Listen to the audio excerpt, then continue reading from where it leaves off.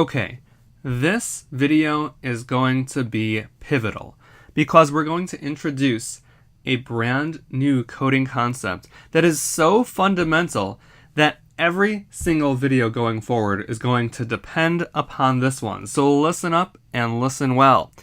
We are going to introduce the concept of a variable. Now, at first glance, when I show you variables in coding, they're going to look suspiciously like variables from algebra, but in reality, they have nothing to do with variables from algebra. Let's go ahead and create our first variable. Fred equals 1. What I am doing here is creating a variable called Fred and saying that Fred refers to the number 1. You can think of variables as a kind of a box. So in this case, we have a box whose name is Fred, and this box, called Fred, contains the number 1. Now, if we go ahead and hit the play button, you can see that nothing appears in the terminal. And why is that? Well, you already know the answer to that. And that's because we've never used the P keyword to display anything in our terminal. So now if we go ahead on line 2 and say P Fred and hit the play button, let's see what we get. We get 1 in the terminal. So on line 1, when we say Fred equals 1, we are what's called setting a variable, which is a fancy way of saying creating a variable called Fred. Fred is the name of our box, and our box contains the number 1.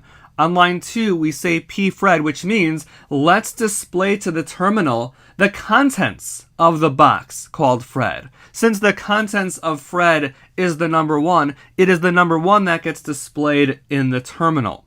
Now, to make more sense out of variables, we need to introduce a rule. I call this rule the William Howard Taft rule of variables.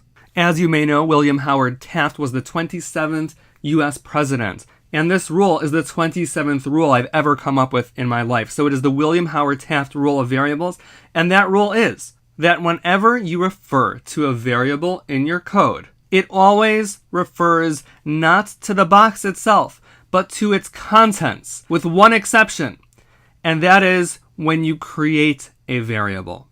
So on line 2, when we reference Fred and we say P Fred, we're not referring to the box, but instead we are referring to its contents. Whenever we refer to the name of a variable, we're actually referring to its contents, not to the box itself, with the one exception. The exception is when we are creating a variable, as we are doing on line 1. There, when we refer to Fred, we're referring to the actual box. So on line 1, we're saying we're going to make a box, we're going to make this variable whose name is Fred, and put a 1 in it. Have the box hold the number 1. So there, when we say Fred, we're talking about the box. We're talking about the box called Fred and saying that Fred should contain the number 1. But on line 2, when we say P Fred, we're saying print the contents of the box, which in this case is 1, and that's why we see 1 in the terminal rather than the word Fred. Now, let me show you something interesting.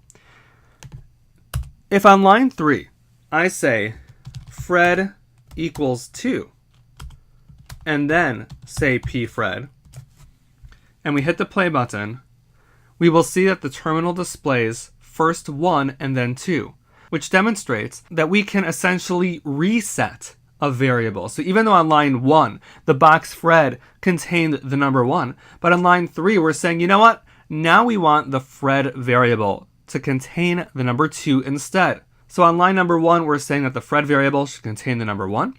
On line 2, we say print the contents of Fred. Since at that point in time, the contents of Fred is 1, we get the 1 in our terminal.